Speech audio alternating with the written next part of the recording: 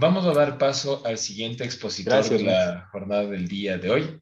Es el doctor Jorge Luis Vélez. El doctor es graduado en Medicina y Cirugía de la Universidad Central del Ecuador. Es especialista en Medicina Crítica de la Universidad San Francisco de Quito, con un magíster en Investigación Clínica y Epidemiología de la Universidad de Guayaquil.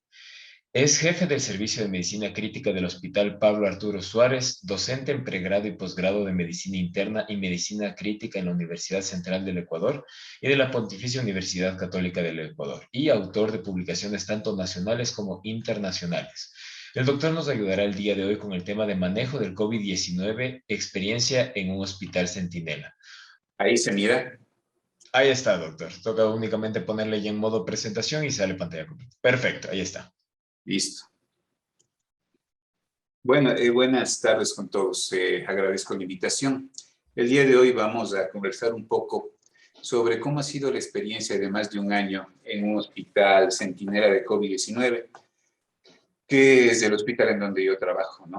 Entonces, para empezar, básicamente entender que cuando llegó el virus, habíamos tenido ya experiencias distantes, ¿no? Lo que había pasado en China, lo que había pasado en Italia, en España, Lombardía, que había sido un sitio bastante importante de la pandemia que nos dejó muchas experiencias. Cuando el virus venía para acá, prácticamente se daban charlas y se pensaba que iba a ser un símil al H1N1, ¿no? Y creo que eso fue bastante diferente y bastante distante a lo que se pensaba, porque cuando llegó el virus de acá y empezamos a ver pacientes en vivo, empezamos a ver ciertas cosas que no eran tan compatibles con lo que usualmente uno esperaría, ¿no? El SDR atípico no se presentaba, los criterios de Berlín fallaban en cierto punto y se empezaba a escribir sobre impacto vascular añadido al pulmonar. No es que no haya habido impacto vascular en el H1N1, pero no era tan importante como se empezó a ver en este virus. Se habló inclusive de un término que hasta ahora es acuñado como distrés vascular agudo a nivel pulmonar. Entonces, las necropsias, todo lo que es investigación clínica, tanto en paciente vivo como en necropsia, como les digo, nos indicaban mucho compromiso y daño vascular. Había endotelitis, había trombosis difusa, y evidentemente eso era dado porque el sitio o el receptor por donde ingresa el virus es el receptor de angiotensina 2, que tiene una presencia muy importante a nivel de todos los vasos y claro también a nivel alveolar, ¿no? En los neumocitos tipo 2 fundamentalmente. Luego, además, se empezó a describir ciertos fenotipos, ¿no? Uno de los intensivistas más icónicos, como el doctor Gattinoni, nos decía que él ve dos tipos de fenotipos, un fenotipo de pulmón H, todo lo high, o un fenotipo L, todo lo low. El H era un pulmón muy similar al SDRA visto en H1N1 y el low era el que se presentaba con plenas pulmonares no tan impactadas, no tan disminuidas. Entonces, nuevamente, se describió, o más bien dicho, se tenía ya la pista de lo que era la tormenta de citoquinas, ¿sí? Y era algo absolutamente real. Teníamos valores altos de interleuquina 6 y evidentemente eso planteaba en algunos sitios de forma compasiva el uso de corticoides porque todavía no había un ensayo importante que nos dé la estadística necesaria para darla con seguridad. Se pedía dímero D y se convirtió en un reto diagnóstico para todo lo que era el mundo. Así recibimos el COVID-19, con esta incertidumbre de comportamiento clínico. ¿Qué leímos en este tiempo antes de recibir el COVID? Leímos un paper que hablaba de un síndrome llamado RITAC, ¿no? Que era la respuesta inmunotrombótica asociada al COVID. Un paper que fue muy decidor para nosotros porque nos dividía al COVID como un virus que tenía una respuesta dicotómica, un punto inmunológico importante y un punto trombótico importante. Para el inmunológico, en este paper exactamente proponía metotrexate, no corticoide, y hablaban de que la ferritina podía ser un marcador que guíe cuando su valor está elevado por sobre 500, la parte inmunológica, es decir, que haya una activación proinflamatoria de citoquinas. Y la parte trombótica nos decía que podía ser guiado por el dímero D y que para ello debía darse enoxaparina. No quedaba claro si en dosis de anticoagulación, en dosis intermedias o en dosis profilácticas. Este paper de alguna forma hizo que podamos escribir esta guía y esta guía evidentemente fue la primera que publicamos hoy y haríamos varios cambios a ella, pero fue la que nos permitió empezar a manejar todo esto, añadido a cambios estructurales de inmunidad, ya que pudimos hacerla o llevarla a una bioseguridad 3, que fue importante, porque nos permitió tener esclusas de cambio limpio y unas esclusas de salida contaminadas, que disminuyó la posibilidad de contaminación. Hasta ahí entonces estábamos listos estructuralmente y teníamos ya algo escrito sobre cómo vamos a hacer el trabajo con este virus. Todavía no llegaba a Quito, se encontraba en Guayaquil el epicentro, gran cantidad de casos, incrementos de mortalidad importante, mortalidad en exceso, ni que hablar. Entonces, básicamente estábamos preparándonos para esto, cursos de bioseguridad con la gente que estamos ahí, médicos que nos capacitamos, y luego capacitar al personal de enfermería fue lo que tuvimos como meta, ¿no? Y así fue como empezó todo esto. Aquí está un poco de lo que les comentaba. Empezamos a medir dímero D, lo tuvimos desde un inicio, medíamos también ferritina, y con base a eso hicimos algo que tal vez no fue muy apoyado en un inicio, y empezamos a dar corticoides. Nosotros dimos corticoides desde el primer caso que tuvimos de COVID-19. Creo que de un inicio fue bastante criticado, pero luego, con los estudios grandes, como vamos a ver en esta misma charla posteriormente, se dio la razón de lo que hicimos, ¿no? Entonces, había problemas. ¿Y cuáles eran los problemas? Nosotros no teníamos un reporte rápido del RT-PCR.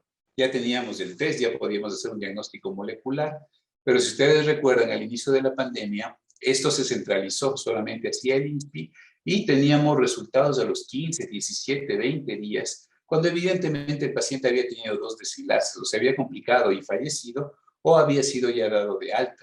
Entonces empezamos a diseñar un score tomográfico. A diferencia del IES del Sur, que tuvo un software, creo que Huawei, en donde podía hacer una comparación de imagen y arrojaba una probabilidad diagnóstica, nosotros no disponíamos de eso, y evidentemente se recibía a los pacientes de la unidad de emergencia inicialmente de una forma ciega. Entonces se hizo un estudio piloto junto con los médicos de emergencia y mi terapia, fundamentalmente, en donde buscamos un score tomográfico. Este estudio fue publicado, y prácticamente lo que hicimos en este estudio fue lo siguiente. En este estudio buscamos datos y encontramos un metaanálisis hecho en Wuhan, en donde, basados en la presentación de los síntomas, nos daban lo siguiente, ¿no? Patrones. Patrones de compromiso bilateral, de distribución periférica, distribución posterior, componente multilobar, opacificación en vidrios de lustrado y consolidaciones. Y con base en aquellos patrones que se presentaban sobre el 50%, lo puntuamos este score con 2 puntos.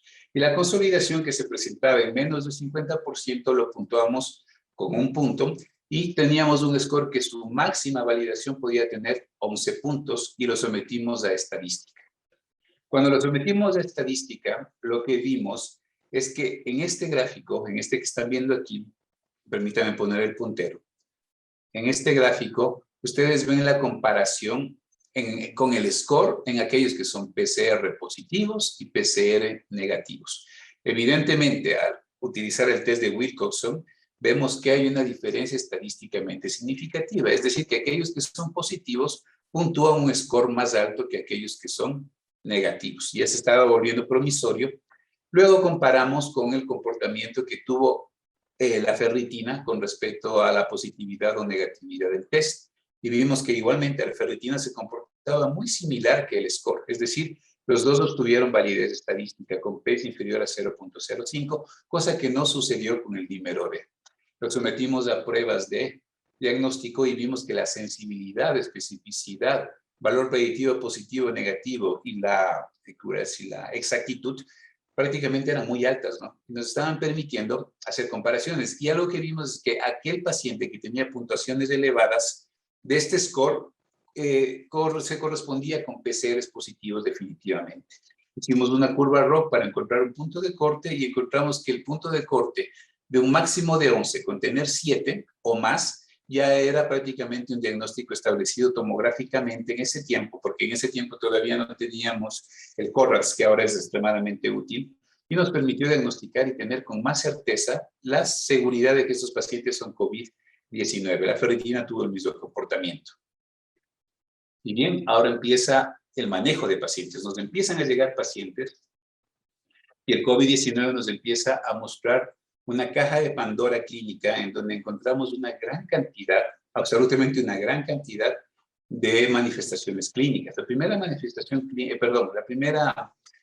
el primer caso con que nos topamos fue una fibrinolisis que nos tocó hacer en un paciente con tromboembolia pulmonar, con trombo en curso que se llama, ¿no? En la unidad tenemos la suerte de tener un eco a pie de cama del paciente. Este paciente estaba con COVID, estaba yendo relativamente bien. Sin embargo, de forma súbita presentó desaturación, hipotensión, se lo sometió a un eco y en este eco, si ustedes logran ver aquí, se encontró un trombo en curso, un trombo ubicado en la aurícula derecha que evidentemente luego sucedió que pasó al ventrículo derecho, se enclavó en la arteria pulmonar y el paciente falleció de forma súbita. Este paciente tenía niveles de dímero D de casi 10.000, extremadamente elevados, pero una ferritina no tan comprometida y con una placa como la que ustedes le ven, con un compromiso más izquierdo que derecho realmente. Otro de los casos que vimos es un paciente que estaba a punto de salir de alta, extubado, conversando, un poco agitado, como creo que los que hacemos terapia intensiva vemos que se despiertan los COVID, pero nada más de eso. Se llamó a pedir cama, el paciente estaba siendo pasado a la camilla y el paciente dilató pupila. Hizo pupilas de 7 milímetros de forma bilateral y el paciente presentó criterios clínicos de muerte cerebral. ¿Qué le sucedió a este paciente? Hizo áreas de hemorragia subaracnoidea y aquí, a nivel de tallo cerebral, aunque no tenemos para resonancia, la tomografía fue bastante elocuente para indicar lesiones isquémicas a nivel de tallo cerebral. Otra de las cosas que el COVID nos enseñaba, es decir, no era solamente pulmonar, era multisistémico y se podía expresar en varios sitios y de varias formas hasta el momento. Siguiente caso que pudimos publicar, hipercoagulabilidad, trombocitopenia asociada trombocitosis asociada al COVID-19. Caso importante porque era un paciente que también él fue bien, fue dado de alta, pero de un día al otro presentó un incremento del diámetro de la pierna derecha con respecto a la pierna izquierda. Prácticamente duplicó el diámetro y cuando se hizo una ecografía, este paciente tendría trombos prácticamente alrededor de todas sus invasiones. A nivel venoso, fundamentalmente, se encontró trombos a nivel de la vía arterial y se encontró trombos gigantes a nivel de la vena femoral común derecha. Esa era la razón por la cual estuvo de esa forma y presentó esa clínica, pese a que no tuvo dímero D tan elevado. Él apenas tenía 1000 de dímero D y el paciente estuvo todo el tiempo anticoagulado. Esa es otra de las cosas que, bueno, ahora se sabe que en los pacientes que ya desarrollaron trombosis, la anticoagulación no tiene mucho sentido cuando el paciente está en estado crítico. Este es un caso particular y especial porque cuando empezó la pandemia, el Pablo Arturo dividió la emergencia como una área COVID y la terapia intensiva seguíamos viendo pacientes que no eran COVID. Este paciente o esta paciente, esta señora, fue especial para nosotros porque, claro, nosotros la recibimos porque llegó en un paro cardíaco, una paciente sin síntomas respiratorios de la tercera edad, que vino con un bloqueo auriculoventricular avanzado y bradicardia extrema, hizo un paro cardíaco, se la subió a terapia intensiva, los médicos que estaban en la emergencia alternativa que se hizo la reanimaron, bajamos, salió del paro, la subimos. 2 días después, la paciente presenta esta placa. Ya nos imaginamos lo que sucedió, se la sometió a TAC, se le hizo un PCR y fue positiva para COVID. Nos indicaba otra vez más el COVID que no necesita empezar en pulmón, daba síntomas a nivel de miocarditis, que seguramente fue lo que tuvo con alteraciones de la conducción cardíaca, y esta paciente contagió a una enfermera y a un médico de terapia intensiva que fueron nuestros primeros médicos personal de salud contagiado, que por suerte no tuvieron ningún tipo de desenlace fatal y pudieron continuar con esto, ¿no? Otra de las sorpresas que nos dio el COVID durante este tiempo que hemos visto este tipo de pacientes. Este caso también lo pudimos publicar, extremadamente interesante e importante. Un paciente de alta prácticamente, pero con picos febriles importantísimos de predominio vespertino, que no respondía a ningún tipo de antibiótico. Se había encontrado ya Staphylococcus hominis a nivel de sangre, se le dio el antibiótico dirigido. Pese a ello, la fiebre nunca se dio. Se le hizo un primer eco transtorácico en donde no se identificó ningún tipo de lesión. Al permanecer con la fiebre, al día 7 se le vuelve a hacer un eco y lo que se encuentra es una verruga endocárdica a nivel valvular y se diagnostica junto con el cardiólogo crítico del hospital una endocarditis secundaria COVID-19 con germen identificado. Otro caso que fue muy importante y que nos enseñó mucho. Y seguimos con los casos y con todo lo que el COVID hace a nivel de toda la economía humana. Este es un caso interesante porque es un paciente que tuvo la coexistencia de dos fenómenos extraños, ¿no? Por un lado, una hemorragia subaracnoidea y por otro lado, al mismo tiempo, hizo tromboembolia pulmonar. Es decir, el COVID mostraba todo su potencial para generar el sistema de coagulación. Como ustedes verán aquí, todo esto que ven acá en esta angiotomografía es sangre, una masiva hemorragia subaracnoidea, dilatación pupilar bilateral y muerte cerebral del paciente. Y si ustedes ven aquí, se ve muy claramente el paciente tenía previamente un aneurisma, ¿no? Eso lo pudimos identificar en la angiotac que se le hizo, seguramente por la endotelitis y la vasculitis que puede dar el COVID, generó fragilidad vascular y esto generó que la rotura de este aneurisma. Pero miren concomitantemente lo que sucede, un megatrombo, ¿sí? En la rama izquierda de la arteria pulmonar. Coexistían dos fenómenos antagónicos, pero pertenecientes a la parte de coagulación. ¿Qué más? Bueno, esto también al inicio fue raro y creo que es bastante común encontrar neumomediastino espontáneo en COVID-19. El efecto Maglin, un efecto descrito en 1944 que se describía en los pacientes con trauma torácico, parece que es lo que genera este tipo de efecto, que usualmente no evoluciona a componentes obstructivos, pero que se ve muy comúnmente, ¿no? Los neumomediastinos también lo pudimos publicar porque nos pareció interesante los hallazgos del COVID, ¿no? Siguiendo con todo lo que hace el COVID, un paciente de edad media que ingresa con dolor abdominal, signos claros de afectación apendicular, McBurney positivo, con Bloomberg positivo, el cirujano decide entrar, lo que encuentra es una tiflitis, ¿no? Y nos llamó tanto la atención porque encontrar una tiflitis en un paciente no neutropénico es bastante no usual, ¿no? Encontramos también aire en todo el sistema digestivo, ¿no? Hubo inclusive neumobilia y neumoperitoneo y hubo todo lo que estamos viendo aquí. Un caso bastante particular, pero que tuvo un desenlace fatal, lastimosamente. Luego de operar hizo hipertensión abdominal, que ni siquiera se la pudo controlar con peritoneostomía, el paciente falleció, porque además hizo y avanzó a hacer colitis isquémica, que fue el detonante final de su fallecimiento. Pero fue otra de las cosas extremadamente extrañas que hemos visto durante el camino que hemos acompañado a pacientes con COVID-19.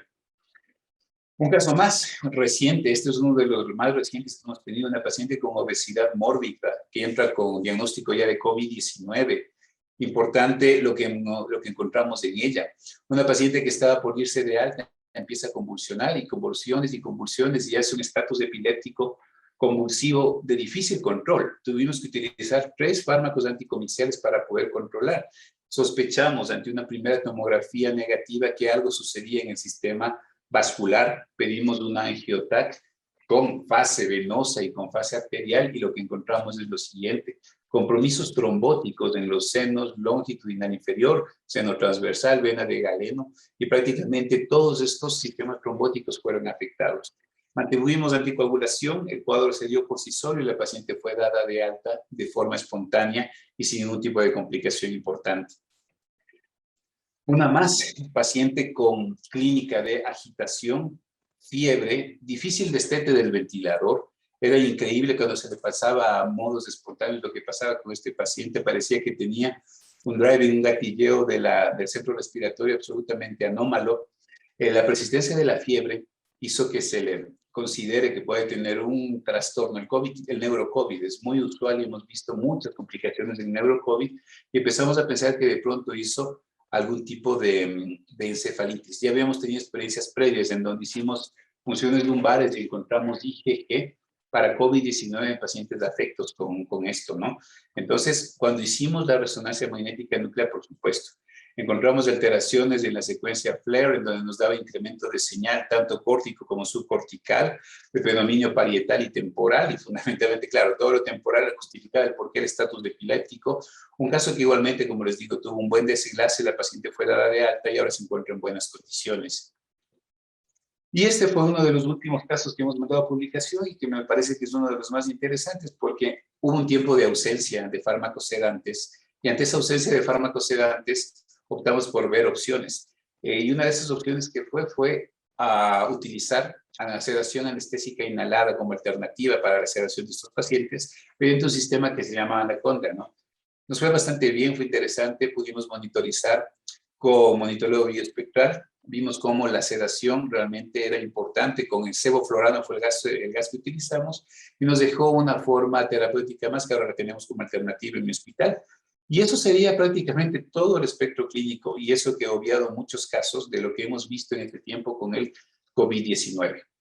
Con base a esto, empezamos a necesitar y a saber qué sucede o qué va a suceder con estos pacientes, cuáles se van a morir, en quién tenemos que dar más ímpetu, en quién tenemos que poner más énfasis y empezamos a hacer nuestros estudios propios. Este es el primer estudio, ¿no? Un estudio de 90 pacientes. Este estudio de 90 pacientes, todos en ventilación mecánica, todos con PCR o TAC positivos, entraron en este estudio y este estudio fue básicamente para describir las variables epidemiológicas, analíticas, citométricas y de ventilación mecánica que fuimos encontrando en nuestros pacientes. Por ejemplo, nos dimos cuenta que más que la ferritina, la LDH y la interleuquina 6 fueron los más robustos predictores de mortalidad o que se asociaban con mortalidad en nuestros pacientes críticos en la parte analítica. En la parte citométrica vimos importantemente, bueno, cosas que eran obvias, ¿no? La linfopenia a las 48 horas y las plaquetas bajas a las 48 horas se asociaban con mayor mortalidad, pero vimos la utilidad de este índice que se ha convertido en un aliado en el manejo del COVID desde que lo empezamos a utilizar, que es el índice neutrófilo linfocito, tomado a las 24, 48 y 72 horas, que se asoció fuertemente en todas sus mediciones con mortalidad.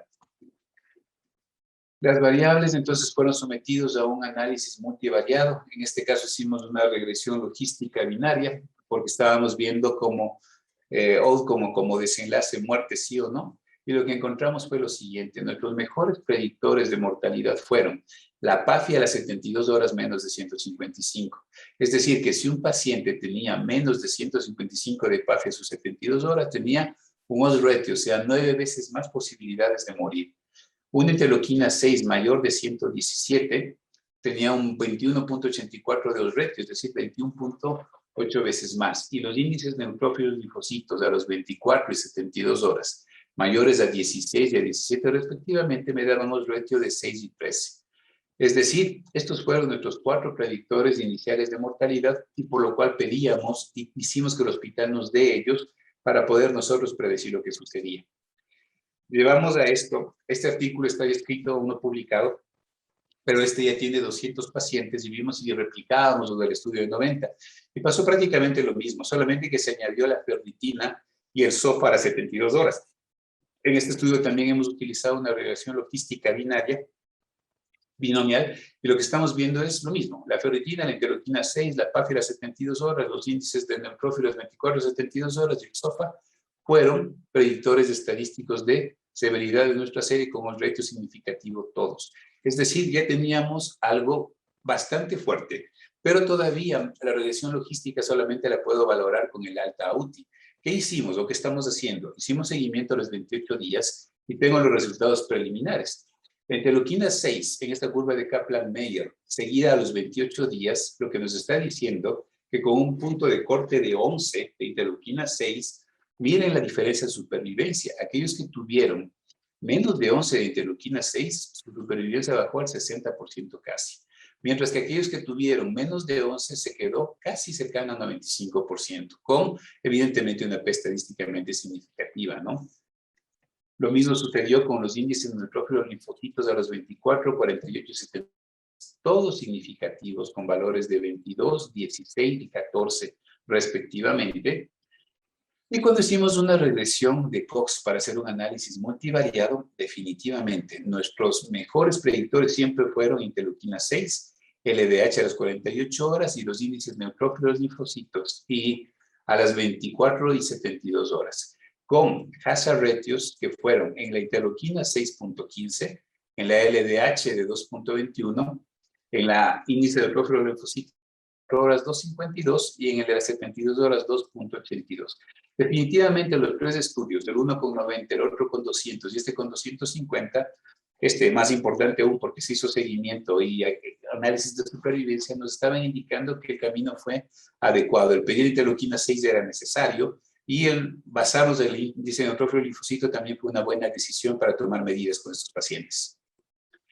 Ahora bien, pasando a lo que vivimos en situaciones del tratamiento. Yo, como les decía, los corticosteroides nosotros los utilizamos desde el inicio de la pandemia, en donde evidentemente era totalmente discutible y cuestionable, pero teníamos la certeza de que había tormenta de citoquinas y nos mantuvimos en esa terapéutica. Claro, luego ya salieron los grandes estudios, ¿no? Este publicado en New England, el famoso Recovery, que con una gran cantidad de data de pacientes, ¿no? Con 4.321 pacientes prácticamente, nos estaba diciendo de forma muy clara que los esteroides, en este caso específico, la dexametasona 6 miligramos por 10 días, es un fármaco robusto para disminuir mortalidad en pacientes con COVID-19 en una subpoblación bien clara, aquellos que requieren oxígeno o están en ventilación mecánica.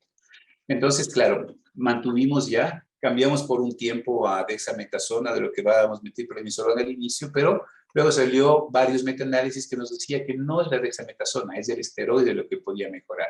Porque al inicio esto era cuestionable, ya que si hacemos un recorderis, el H1N1 y los virus en general que producen neumonía usualmente no les iba bien dando corticoides. De hecho, muchas veces se daban resultados en donde podían ir o tener peores desenlaces como mortalidad. Esos son los dos metaanálisis que básicamente nos dicen que cualquier corticoide, pero dado en el momento inicial, en el paciente bien escogido, va bien. Así es como damos el día de hoy dexametasona 6 miligramos por 10 días en pacientes con oxígeno o metilprednisolona 2 miligramos durante los primeros 5 días y bajamos a la mitad de dosis luego los últimos 5 días. Hay un estudio pequeño que nos decía que la metilprednisolona podía ser mejor. Es muy pequeño, es cuestionable, pero cualquiera de los dos lo utilizamos de forma indistinta en la unidad de terapia intensiva. Tocilizumab tuvimos apenas 2 casos en donde pudimos usarlo, cuestionable. Sin embargo, igualmente el mismo Recovery sacó sus brazos, en donde con 4.116 pacientes demostró que en los pacientes que eran muy proinflamados, y esa proinflamación demostrada con un PCR mayor de 75, podían beneficiarse en situaciones de supervivencia y que tenía beneficio añadido a los corticoides del tocilizumab. Como les he dicho, solamente hemos usado en 2 pacientes de inmunidad y absolutamente nada más. Los 2 salieron con el alta y en buenas condiciones. Antibióticos. Creo que esto es un dolor de cabeza para las UTIs en Ecuador, en la región y en el mundo. Porque lastimosamente, con el advenimiento de la pandemia, yo creo que vino una de las crisis más duras en cuanto a uso racional de antibióticos. Al inicio, en la parte media y al final, nunca se dejó de usar antibióticos. De hecho, creo que hemos caído en una situación peor, porque al inicio todos los pacientes llegaban con antibióticos usuales para una neumonía asociada a la comunidad. Por ejemplo, venían con claritromicina más ampicilina más sulbactam, claritromicina cetraxona. Ahora están viniendo con antibióticos tipo imipenem, tipo tigecyclina, tipo levofloxacina, y realmente eso ha generado que el día de hoy estemos con catástrofes microbianas. Tenemos, ya van a ver en lo que les voy a presentar, todas las bacterias que ahora tenemos y nos toca combatir a más del COVID para que no mueran por infecciones, por bacterias multiresistentes.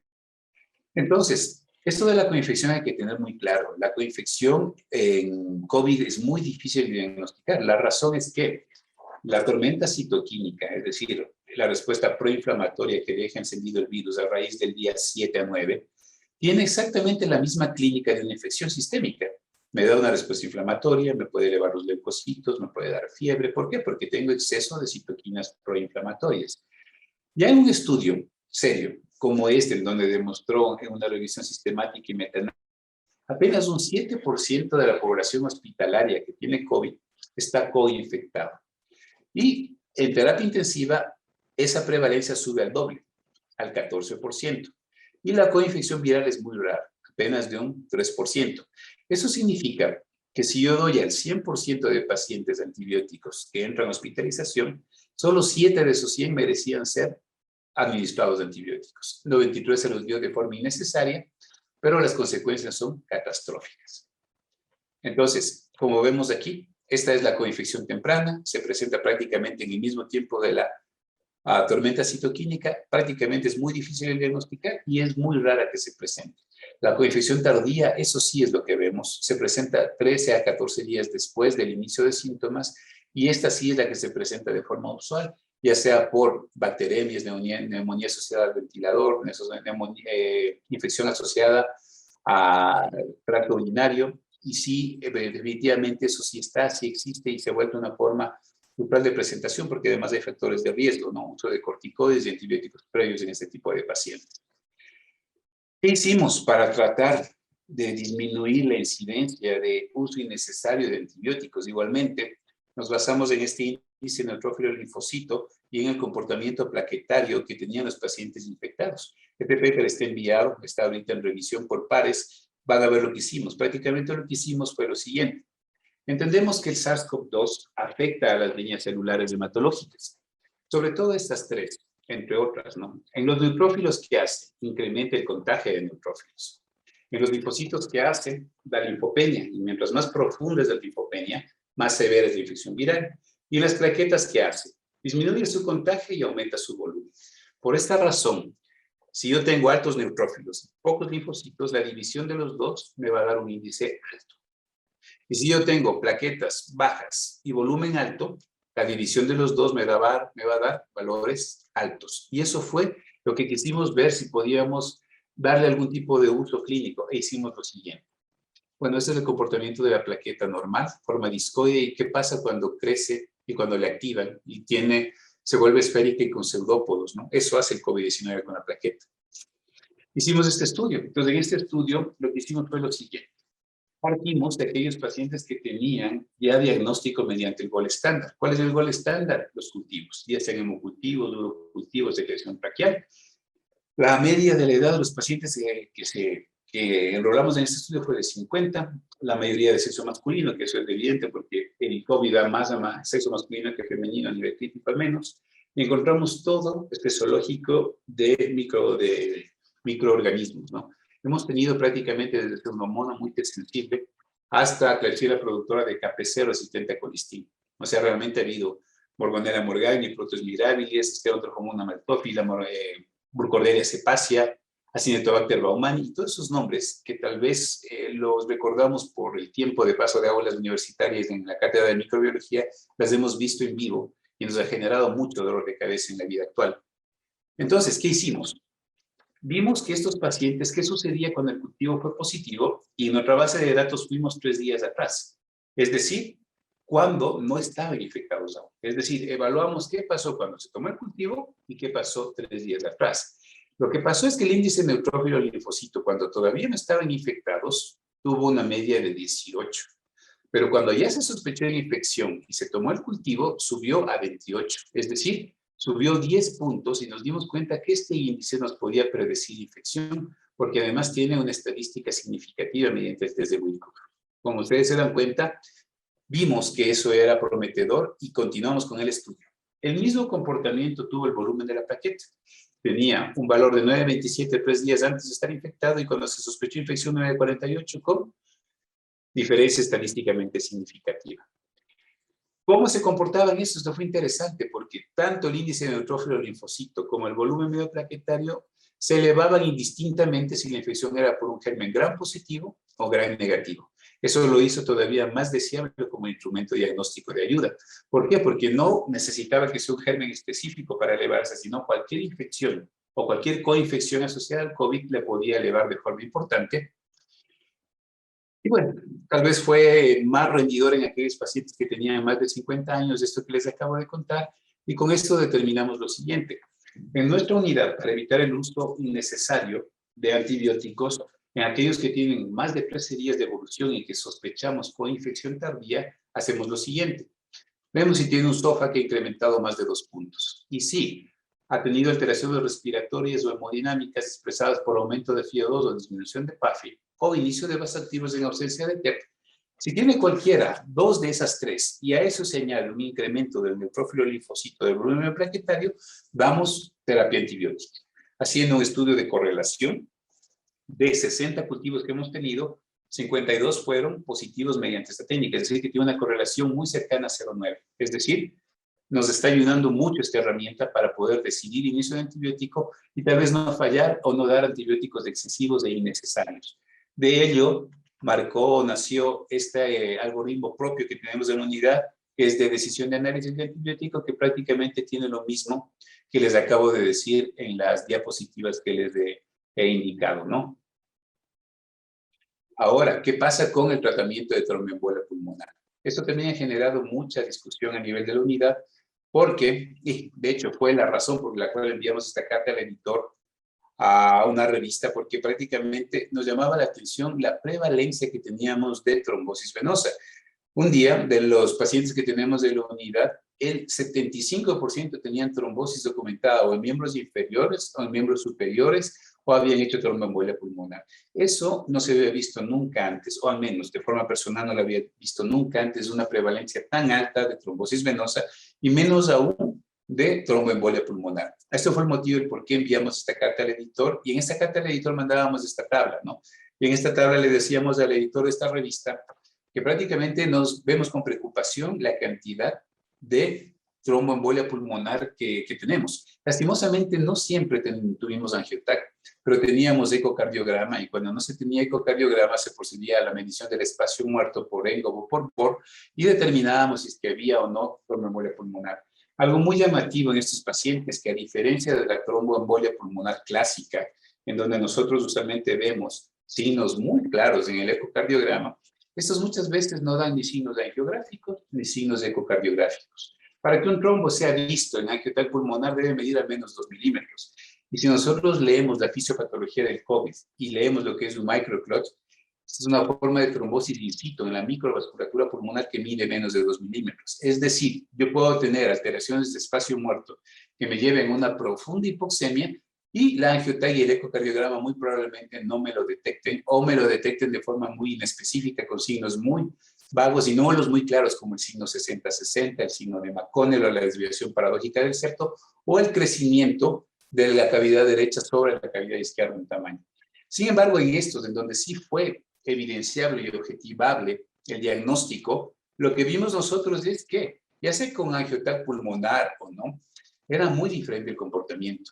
Prácticamente todos, exceptuando uno de los pacientes que nos hizo TEP masiva con colapso hemodinámico respiratorio y que dimos estreptoquinasa como se le hubiese hecho en épocas no COVID, prácticamente ninguno vivió, solamente uno. Todos murieron. Y en aquellos en donde no se le dio, prácticamente su destino fue el mismo. La mortalidad de los pacientes que hacen TEP masiva en la unidad de terapia intensiva y tienen COVID es del 80%. Es decir, es prácticamente una sentencia de muerte a aquellos pacientes que hacen hipoxemia súbita refractaria con hipotensión sostenida y que es realmente no tratable o que no responde a fármacos vasoactivos usuales. Esta carta del editor está por responderse. ¿Por qué? Porque, claro, ya salieron luego de esto los estudios de New England Journal of Medicine, en donde es claro, son dos estudios, uno con pacientes no críticos aún y con pacientes críticos, en donde fue bien la anticoagulación en los pacientes no críticos. Parece que cuando los pacientes ya están críticos, la cascada que ya fue activada ya prácticamente no puede pararse ni siquiera dando fármacos antiagregantes, anticoagulantes o trombolíticos, y evidentemente lo único que podría suceder y esperar es que se estabilice la infección y disminuya la tormenta procitoquímica inflamatoria. Entonces, ¿qué hemos visto en TEP asociado al COVID? Que las escalas de Wells-Ginebra son dudosas en cuanto a su predicción, que la anticoagulación profiláctica o terapéutica es totalmente discutible. Empezamos a dar aspirina un tiempo. La razón es la descripción de lo que se llama netosis de inmunotrombosis en el COVID. Es decir, ¿qué sucede cuando el neutrófilo se suicida y secuestra plaquetas a nivel de la microcirculación y la ocluye? Básicamente parece que la aspirina disminuye. Lastimosamente salió un estudio ya el brazo del recovery en aspirina, en más de 7,000 pacientes, que dice que la aspirina probablemente no sea tan útil como pensamos, y evidentemente los trombolíticos en esa pequeña serie que les he indicado quedan en tela de duda absolutamente, a diferencia de lo que sucedía en la época pre-COVID, donde era un instrumento terapéutico adecuado e importante, ¿no? Para cerrar mi charla, les muestro básicamente lo que ha pasado. No están aquí todos los pacientes que hemos atendido. En el momento actual tenemos una mortalidad del 33%. En este caso tuvimos de 32 la observada y 33 la mortalidad bruta. Es decir, que en nuestra unidad de cada 3 pacientes, 2 sobreviven y 1 muere, y es más o menos lo que hemos mantenido en este tiempo. Sin embargo, en este último tiempo estamos viendo pacientes vacunados con una clínica bastante particular y diferente a lo que veíamos antes. Vemos, por ejemplo, que con dosis de isocoagulación empiezan a hacer hematuria, empiezan a hacer hemorragia alveolar que antes no habíamos visto nunca. Parece que el cambio de variantes también cambia un poco el espectro clínico y los síntomas que tiene esta enfermedad, y prácticamente es lo que hemos visto en este tiempo, ¿no? Esa sería mi charla. Era bastante larga, traté de hacerle un tiempo bastante corto por si se necesita preguntar algo. Y bueno, quedo a la espera de algún tipo de cuestionamiento, de pregunta, y gracias por la atención a todos. Muchísimas gracias, doctor, por su exposición. La verdad, un tema sumamente importante y sabiendo que su hospital es el hospital de referencia a nivel de ciudad que tenemos frente a la línea de COVID y nos ha dado un muy buen resumen de temas que hemos ido viendo poco a poco con otros expositores del tema de antibiotiterapia, tromboprofilaxis y demás. Dentro de las preguntas, doctor, primeramente, ¿ha visto tal vez algún impacto ya palpable como tal con esta nueva variante Delta, ya sea en el flujo de pacientes, manejos, complicaciones, la parte clínica? Y de ser el caso que aún no haya habido algún cambio como tal, ¿esperan tener tal vez algún cambio fuerte frente a esta nueva variante? A ver, no, nosotros como es genotipificamos algunas veces. Obtuvimos la variante de Nueva York y la variante de inglesa. Sí, nunca tuvimos sudafricana y básicamente había un comportamiento diferente. Ahora tenemos algo que no habíamos visto antes, vacunados. Y lo que sí hemos visto en estos vacunados es que justamente como médico posgradista estamos llevando una estadística, si no estoy mal, de los 7 pacientes vacunados que hemos tenido, solo uno tuvo esquema completo, el resto solo primeras dosis. Hasta el momento han vivido 6 y han salido de alta en perfectas condiciones y uno ha fallecido. O sea, parece que inclusive la vacunación hace que aunque el paciente llegue a terapia intensiva, pueda salir o tenga una expectativa más alta que el paciente no vacunado. Eso es lo que le podemos decir. Mientras se acaban de tomar los datos, para tener una muestra un poco más importante y poder sacar una conclusión estadística, pero por el momento la tendencia ha sido eso. Pues pacientes vacunados, aunque sea con una dosis, hemos tenido solo vacunados con Sinovac y con AstraZeneca, sí han llegado a terapia intensiva, pero como le digo, su evolución además ha sido mucho más rápida. La media actual de ventilación mecánica en los pacientes con COVID oscila entre 9 a 11 días. Estos pacientes han quedado entre 3 a 4 días intubados, es decir, que sí parece que la vacunación aporta y ayuda, porque claro, estoy haciendo una forma heteróloga de inmunogenicidad. La primera dosis me la da la vacuna y la segunda me la da la infección, y de esa forma creo que por esa razón se explicaría esta evolución que estamos viendo ahora, ¿no? Perfecto, doctor. También nos preguntan nuestros compañeros que están en el ámbito de medicatura rural, ¿qué parámetros deben manejar ellos o cuáles los recomendaría tanto clínico como en laboratorio para realizar una referencia urgente a un nivel superior de atención de un paciente con COVID? Justo, de hecho, el motivo del último estudio que estamos haciendo con análisis de supervivencia es esto, porque siendo reales, lo que máximo podemos aspirar en la medicatura rural, ¿sí? Es de un hemograma, una biometría hemática, ¿sí? A nosotros estar demostrando que la interleuquina 6, ¿sí? Tiene un subrogante o un marcador analítico que es paralelo, que tiene paralelismo en su comportamiento biológico, el índice de neutrófilo linfocito, que no es más que dividir el contagio absoluto de neutrófilos para linfocitos, podría ser una opción. Si es que llegan a tener PCR o LDH, podría ser otra opción, ¿sí? Básicamente eso. Aquel COVID-19 que genera linfopenia profunda, si no quieren darse el trabajo de hacer el índice de neutrófilo linfocito, ya es un COVID que puede ir para severo, ¿sí? Pero siempre habrá que ver cómo está el contexto clínico, porque hay que ser reales. Sería interesantísimo poder hacer un tamizaje biológico con dímero D, con ferritina, con interleuquina 6. Sin embargo, eso en la vida real no es posible en nuestro sistema de salud, sobre todo en las ciudades pequeñas. Pero acceder a un hemograma y que ese hemograma me pueda dar datos citométricos como el índice de neutrófilo linfocito, como el contagio de linfocitos total, ya es bastante y nos podría ayudar y nos podría situar en ese paciente, si clínicamente además, porque no se deben ver resultados, sino pacientes. Este paciente tiene desaturación, ¿no? ¿Por qué? No solamente ve la clínica. Muchos pacientes llegan a emergencia desaturando 60-70% sin taquimia, la famosa hipoxemia feliz que presenta el COVID, ¿no? Siempre saturar a un paciente. Un paciente que desatura, que tiene índice de neutrófilo linfocito alto, tiene linfopenia profunda, y tiene un PCR alto, pues no lo duden. A ese paciente coge y transfiéranlo porque va a complicarse o es potencialmente complicado. Perfecto, doctor. Otra pregunta que nos hacen en el foro es, ¿qué consideraciones hay en la variabilidad de los valores de un dímero D de un paciente que ya se haya conseguido o se haya iniciado, más bien dicho, una terapia a base de anticoagulantes? Es decir, si es que tenemos un dímero D muy elevado y comienza a disminuir, ¿qué pronóstico tiene este paciente? Y también, en caso contrario, si es que tenemos inicialmente un dímero D bajo que nos comienza a subir, ¿qué pronóstico tiene este paciente?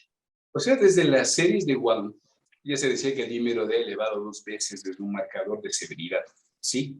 Tal vez podría ser un marcador indicativo de trombosis, pero si ustedes me permiten volver a ver a la carta del editor, ustedes verán que hay pacientes que hicieron T masiva y que tenían 526. No solo eso, de su dímero D de ingreso de 1661 bajó a 526 y pese a eso hicieron T masiva. Pacientes que fueron en cambio del 999 a más de 10,000 también hicieron T masiva. Pacientes que tenían casi 3,000 bajaron a 813 y hicieron T masiva. ¿Qué significa con esto y por qué les doy estos datos? Porque el dímero D tal vez alto, en el contexto de severidad por hipoxemia y desaturación, nos podría ser un indicador de gravedad, sí. Pero no la cinética de este dímero D me puede indicar que estoy haciendo bien o malas cosas. Más aún, ya con el fallo reportado en pacientes críticos de la anticoagulación con heparina. Entonces yo creo que el dímero D no debería ser un objetivo, sobre todo como tengo un valor tanto y si me bajó va a ir mejor, ¿sí? Porque el COVID en ese sentido ha tenido un comportamiento muy errático en cuanto a biomarcadores, ¿no? Muy, muy, muy errático. Tal vez si yo hablaría en una trombosis, una coagulación intravascular diseminada por sepsis bacteriana, les diría otro tipo de consideración. Pero en el COVID creo que nada está dicho en ese aspecto, ¿no? Perfecto, doctor. Y como última pregunta que tenemos en el foro, de estos casos que nos mencionó como exposición de casos que hayan tenido complicaciones asociadas a pacientes que justamente tengan el diagnóstico de COVID-19, se ha mencionado previamente que factores de riesgo como tal de que hayan estas complicaciones son factores proinflamatorios, pero dentro de lo que ha visto como tal en la realidad del Hospital Pablo Arturo Suárez, ¿qué factores de riesgo son, digamos, los que tendríamos que tener ojo con un paciente que tenga el diagnóstico de COVID-19 para decir este paciente tal vez vaya a tener un pronóstico un poco más reservado a la larga? Bueno, como les indiqué en los papers propios, ¿no? Ya son 3 artículos que hemos escrito y el 3 repiten lo mismo, ¿no? Interleuquina 6 alta, índice de neutrófilo linfocito alto, que el paciente no pueda recuperar una PAFI sobre 150 a su tercer día de hospitalización, que tenga ferritina sobre 500 y que tenga LDH a las 48 horas por sobre 750, prácticamente son factores que nos dicen que ese paciente va a ir en muy mala forma, ¿no? No sé si hay alguna otra pregunta. Esas son todas las que tenemos de momento en el foro, doctor. Otra vez, muchísimas gracias por su exposición bastante concisa, puntos bastante claros. Y una vez más agradeciéndole mucho y esperando poder tenerlo con nosotros en una siguiente ocasión. Bueno, muy amable la invitación. Hasta luego. Hasta luego, doctor. Muchas gracias.